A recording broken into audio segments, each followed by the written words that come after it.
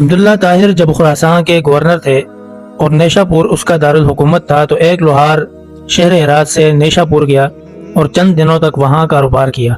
پھر اپنے اہل و عیال سے ملاقات کے لیے وطن لوٹنے کا ارادہ کیا اور رات کے پچھلے پہر سفر کرنا شروع کر دیا۔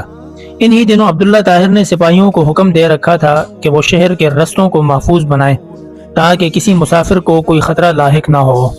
اتفاق ایسا ہوا کہ سپاہیوں نے اسی رات چند چوروں کو گرفتار کیا اور امیر خراسان یعنی عبداللہ طاہر کو اس کی خبر بھی پہنچا دی، لیکن اچانک ان میں سے ایک چور بھاگ گیا۔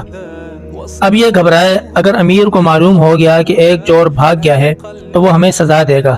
اتنے میں انہیں سفر کرتا ہوا یہ لوہار نظر آیا۔ انہوں نے اپنی جان بچانے کی خاطر اس بے گناہ شخص کو فوراً گرفتار کر لیا اور باقی چوروں کے ساتھ اسے بھی امیر کے سامنے پیش کر دیا۔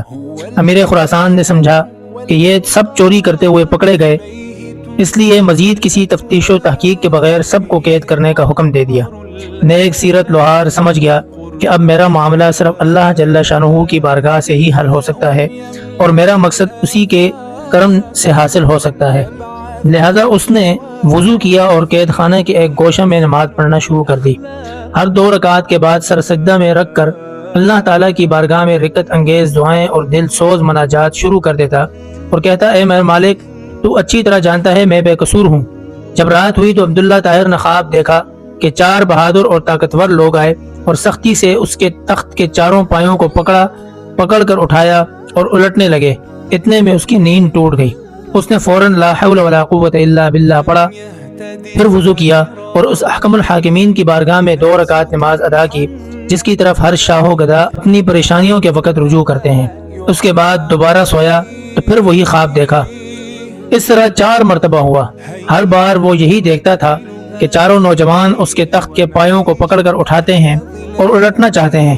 امیر خراسان عبداللہ طاہر اس واقعے سے گھبرا گئے اور انہیں یقین ہو گیا کہ ضرور اس میں کسی مظلوم کی آہ کا اثر ہے۔ امیر خراسان نے رات ہی میں جیلر کو بلوایا اور اس سے پوچھا کہ بتاؤ، تمہارے علم میں کوئی مظلوم شخص جیل میں بند تو نہیں کر دیا گیا ہے؟ جیلر نے عرض کیا، آری جا، میں یہ تو نہیں جانتا کہ مظلوم کون ہے، لیکن اتنی بات ضرور ہے کہ میں ایک شخص کو دیکھ رہا ہوں جو جیل میں نماز پڑھتا ہے اور رکعت انگیز و دل سوز دعائیں کرتا ہے۔ امیر نے حکم دیا اسے فوراً حاضر کیا جائے۔ جب وہ شخص امیر کے سامنے حاضر ہوا تو امیر نے اس کے معاملے کی تحقیق کی۔ معلوم ہوا کہ وہ بے قصور ہے۔ امیر نے اس شخص سے معذرت کی اور کہا، آپ میرے ساتھ 3 کام کیجئے۔ نمبر 1، آپ مجھے معاف کر دیں۔ نمبر 2، میری طرف سے 1000 درہم قبول فرمائیں۔ نمبر 3، جب بھی آپ کو کسی قسم کی پریشانی درپیش ہو تو میرے پاس تشریف لائیں تاکہ میں آپ کی مدد کر سکوں۔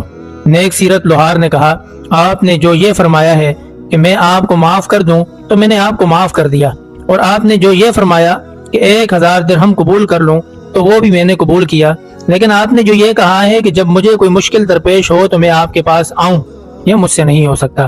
امیر نے پوچھا، یہ کیوں نہیں ہو سکتا؟ تو اس شخص نے جواب دیا کہ وہ خالق و مالک جل جلالہ جو مجھ جیسے فقیر کے لیے آپ جیسے بادشاہ کا تخت ایک رات میں 4 مرتبہ عمدہ کر سکتا ہے، تو اس کو چھوڑ دینا اور اپنی ضرورت کسی دوسرے کے پاس لے جانا اصول بندگی کے خلاف ہے۔ میرا وہ کون سا کام ہے جو نماز پڑھنے سے پورا نہیں ہو جاتا کہ میں اسے غیر کے پاس لے جاؤں؟ یعنی جب میرا سارا کام نماز کی برکت سے پورا ہو جاتا ہے تو مجھے کسی اور کے پاس جانے کی کیا ضرورت ہے؟